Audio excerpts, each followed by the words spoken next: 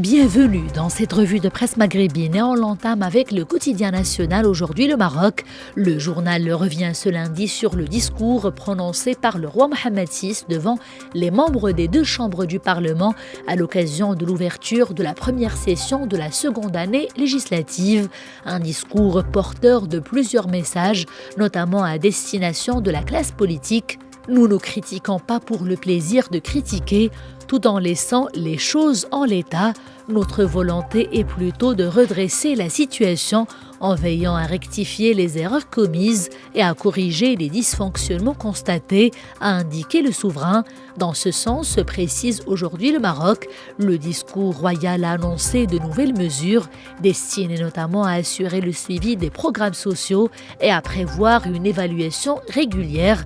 Il sera notamment question de créer un nouveau ministère, rappelle aujourd'hui le Maroc. Nous avons décidé la création d'un ministère délégué auprès de celui des Affaires étrangères chargé des affaires africaines et plus particulièrement de l'investissement, ainsi que la mise en place de deux cellules de suivi, l'une au ministère de l'Intérieur et l'autre au ministère des Finances, a annoncé le roi Mohammed VI. Les détails sont à lire sur les pages 4 et 5 du quotidien Aujourd'hui le Maroc. Et l'on enchaîne avec ce gros titre à la une, cette fois-ci du quotidien arabophone Al-Ahdath Al-Maghribiya. Je cite « Fès échappe au bain de sang ». Le journal revient en fait sur cette opération menée par le Bureau central des investigations judiciaires avant-hier samedi à Fès. Une opération qui a permis le démantèlement d'une cellule terroriste ayant des liens avec Daesh. 11 personnes ont été interpellées pendant cette opération ciblant une cellule active dans plusieurs villes du royaume, notamment à Fès, Meknès, Khribga, Casablanca, Zaouiat Cheikh, Sidi Ben Nour, Demnet et Sidi Harazem. Les éléments de la brigade antiterroriste ont saisi chez les mis en cause 3 pistolets, de grandes quantités de munitions, des bouteilles de gaz, des bombes lacrymogènes, des armes blanches ainsi que des gilets destinés à des ceintures explosives. Selon aujourd'hui le Maroc qui cite le communiqué du ministère de l'Intérieur, la dangereuse cellule dont l'un des membres dispose d'une très grande expertise dans la fabrication d'explosifs et de voitures piégées préparait des attentats visant des sites très sensibles.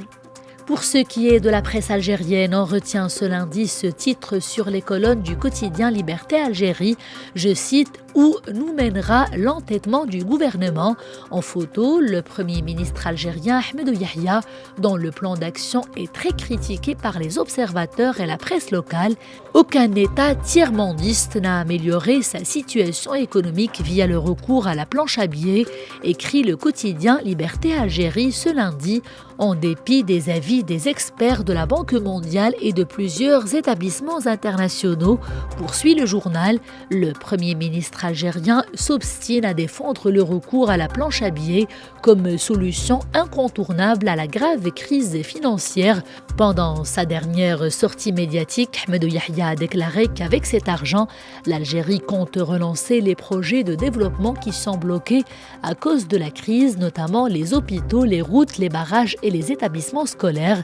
Il a également tenu à rassurer les Algériens en soulignant qu'il n'y aura pas de forte inflation, ni une inflation à 2 chiffres, ni à 4 chiffres, mais ces promesses sont loin de rassurer les Algériens, conclut le journal. Retour à la presse nationale pour refermer cette revue de presse maghrébine et cette bonne nouvelle pour le Maroc, c'est le quotidien arabophone Al-Ittihad Al-Shiraki qui nous en parle. Le journal nous apprend que la CAF, la Confédération africaine de football, a accordé au Maroc l'organisation du CHAN, le championnat africain des nations de football. La compétition aura lieu du 12 janvier au 4 février 2018.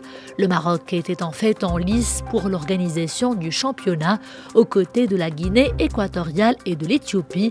Suite à la décision du comité d'urgence de la Confédération africaine de football d'évincer le Kenya à cause du retard des travaux, le quotidien précise que le Royaume organisera la compétition pour la première fois de son histoire. On note également que la dernière compétition CAF organisée au Maroc a été la Coupe d'Afrique des moins de 23 ans. Elle a été organisée en 2011 au grand stade de Marrakech et de Tanger. Le Maroc organisera par ailleurs en 2018 le championnat arabe des clubs de football. Bonne lecture!